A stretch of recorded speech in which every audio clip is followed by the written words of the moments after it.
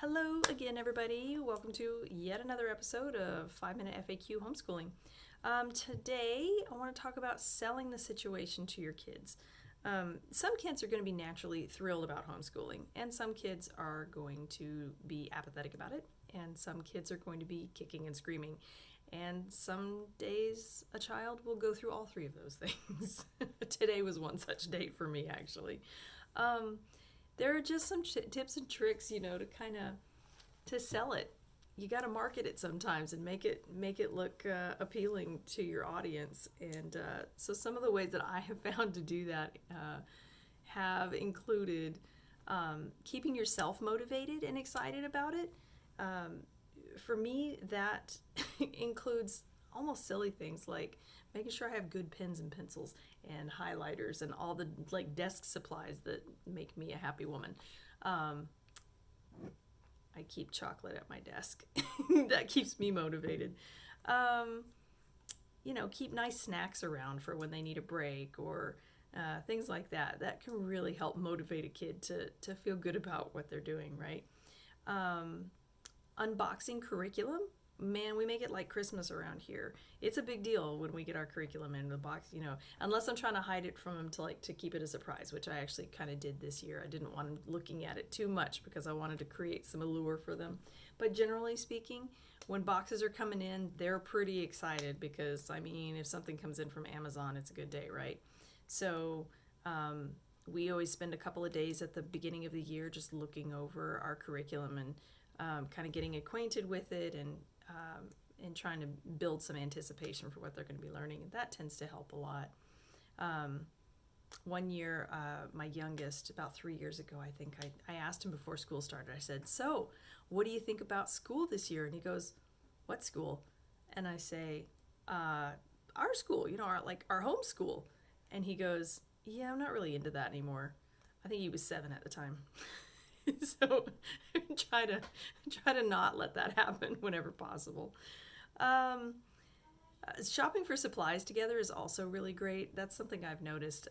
When they get to choose like their own school supplies, which is maybe you take this for granted. For parents who have public schooled, you probably do a lot of that already. But as a homeschooler, I tend to kind of like I get on Amazon and I just sort of get everything ordered. I know we're going to need this and this and this and this, and I order it and we're done. But if I can take the time to include the kids in that process, they feel a little bit more seen, I guess. They feel like the schoolroom's more tailored and personalized to them and their needs and their preferences, and that really helps them a lot. Thinking about milestones and rewards for the kids. If you get such and such reading done, we'll go do this, we'll go out for froyo, or we'll go out for pizza, or we'll do whatever.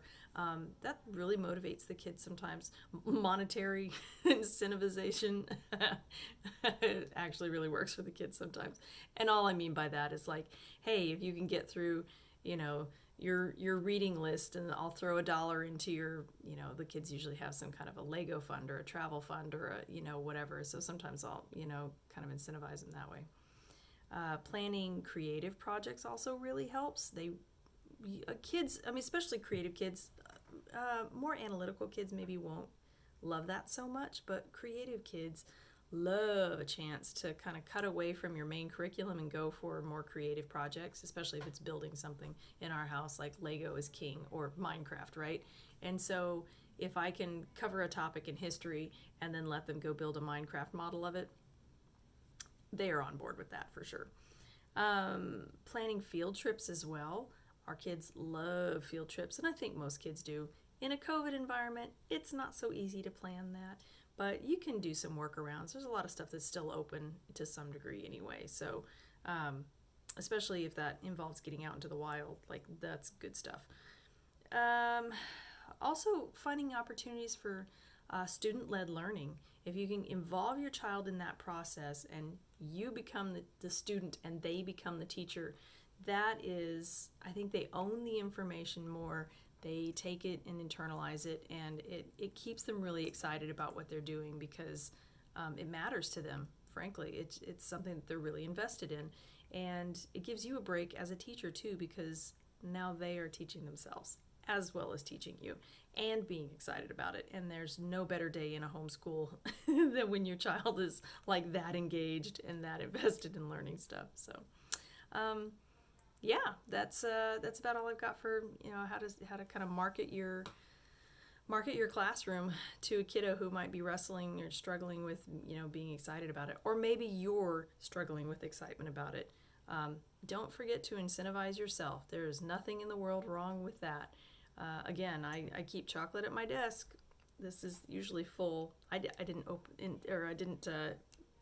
eat this all today. I promise. I didn't fill it up quite yet, but I always keep some treats around for myself. A good teacup at the beginning of the year, some nice tea, things like that, because we got to keep our sanity intact. All right, and speaking of sanity, that's what I'll be talking about in the next episode. So thanks for joining me, guys.